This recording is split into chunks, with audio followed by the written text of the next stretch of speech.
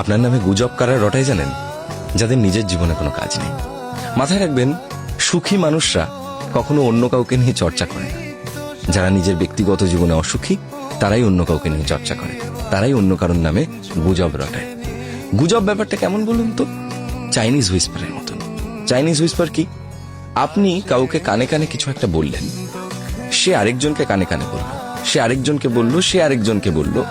এভাবে যখন কথাটা 50 নম্বর জনের কানে এসে পৌঁছলো, তখন কিন্তু কথাটা একেবারে বদলে গেছে। এইভাবে গুজব রটায়। এবার আমরা একটু ডিপ অ্যানালিসিস করি, এই গুজবটা কারা রটায় এবং কেন রটায়। শুধুমাত্র কেউ জীবনে অসুখী বলেই যে গুজব রটাচ্ছে তা তো আর নয়। এর পেছনে অনেক কারণ থাকতে পারে। হিংসে থাকতে পারে। যেমন ধরুন, আপনি আপনার স্কুলে সবসময় ভালো র্যাঙ্ক করে এসছেন, বা স্কুলে আপনাকে টিচাররা খুব ভালোবাসতো, অথবা আপনার পরিবারে আপনি খুব সাকসেসফুল একজন মানুষ এবং আপনি আপনার পরিবারকে খুব সুন্দর করে মেনটেন করছেন।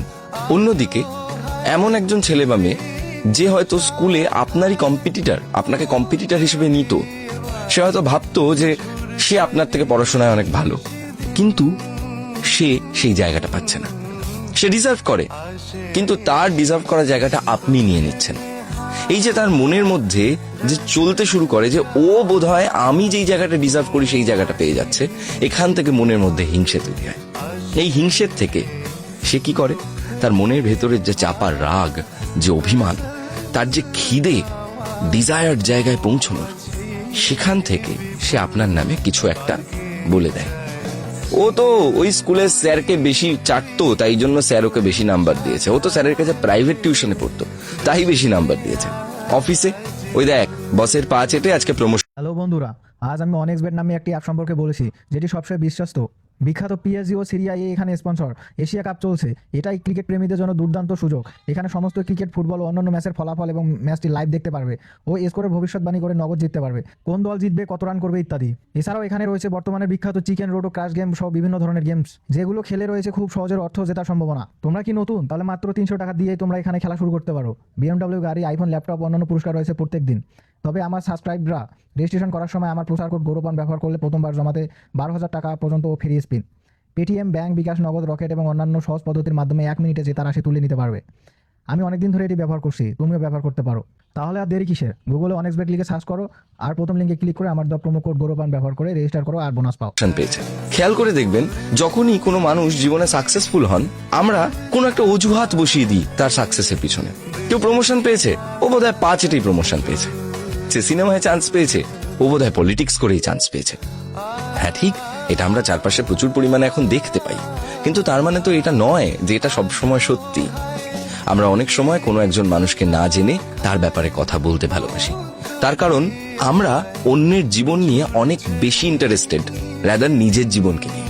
একটা কথাই তো আছে যে নদীর এপার কহে ছাড়িয়া নিঃশ্বাস, ওপারেতেই সর্বসুখ আমার বিশ্বাস। আমরা আসলে নিজেদের জীবনকে না বিলিভ করি না। আমরা ভাবি আমরাই সব থেকে হয়তো খারাপ আছি, বা আমি সব থেকে ভালো, আমারটাই সব থেকে ভালো, আর অন্যের যা আছে তাই খারাপ, বা অন্যেরটাই সব থেকে ভালো, আমারটা খারাপ। আমরা নিজেদেরকে বিশ্বাস করি না, নিজের জীবন যাপনের উপর বিশ্বাস নেই, নিজে কি কথা বলছি তার উপর বিশ্বাস নেই, নিজে কি ভাবি তাকে বিশ্বাস করি না।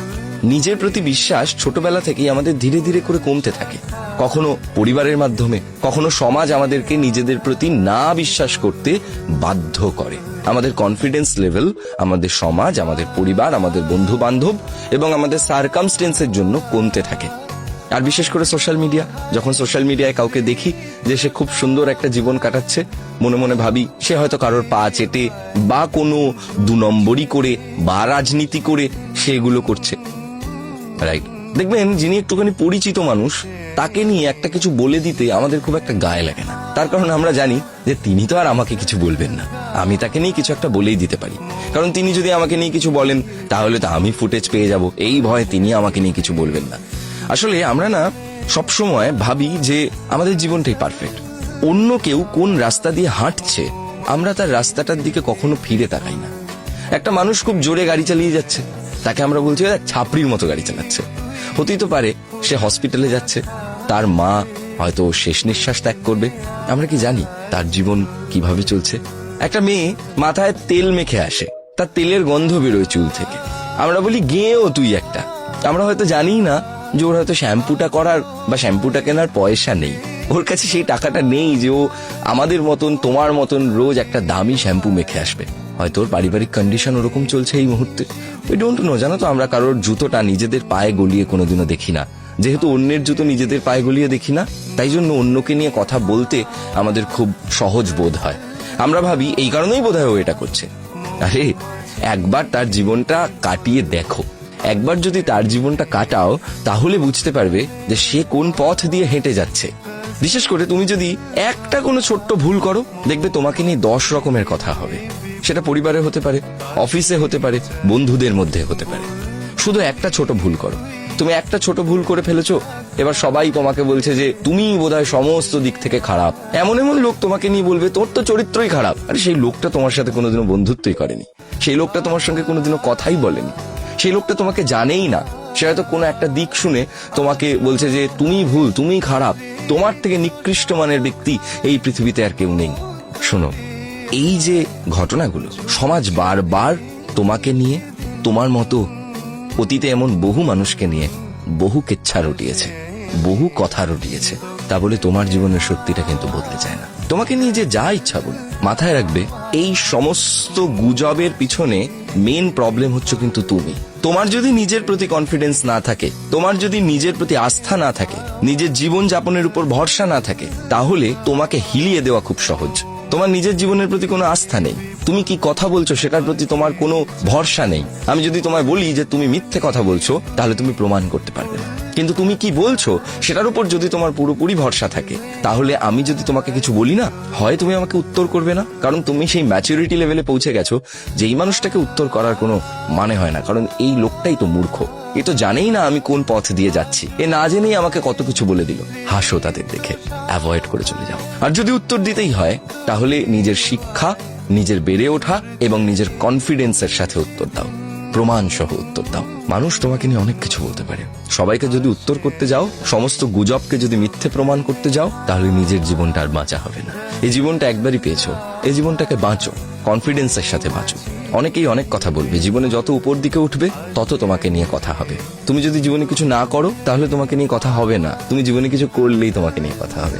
পরিবারের মধ্যে কথা হবে, বন্ধুদের মধ্যে কথা হবে, স্কুল কলেজে কাজের জায়গায় কথা হবে।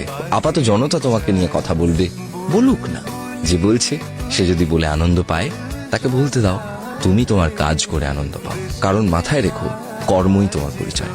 কর্মের মাধ্যমেই তুমি তোমার জীবনকে সম্পূর্ণ অর্থে বাঁচতে পারো। ফলের আশা করো না। আর এই ধরনের মানুষজন যারা তোমাকে নিয়ে গুজব রটাচ্ছে, তোমাকে নিয়ে খারাপ কথা বলছে, তোমার নামে নেগেটিভ পাবলিসিটি করছে, মাথায় রেখো তুমি যদি ঠিক থাকো, তোমার কাজ যদি ঠিক থাকে, তোমার ইন্টেনশনস যদি ঠিক থাকে, তাহলে একদিন তোমার সত্যতা সকলের সামনে চলেই আসবে। সত্যিকে কখনো প্রমাণ করতে হয় না। সত্যি সবসময় পাহাড়ের মতো মাথা উঁচিয়ে দাঁড়িয়ে থাকে। আর মিথ্যে কারা বলতো? মিথ্যে হচ্ছে চোরাবালির মতো, যারা লুকিয়ে থাকে। সত্যি পাহাড়ের মতো মাথা উঁচিয়ে দাঁড়িয়ে থাকে। সত্যির মতো হও, পাহাড়ের মতো হও, চোরাবালির মতো হও না।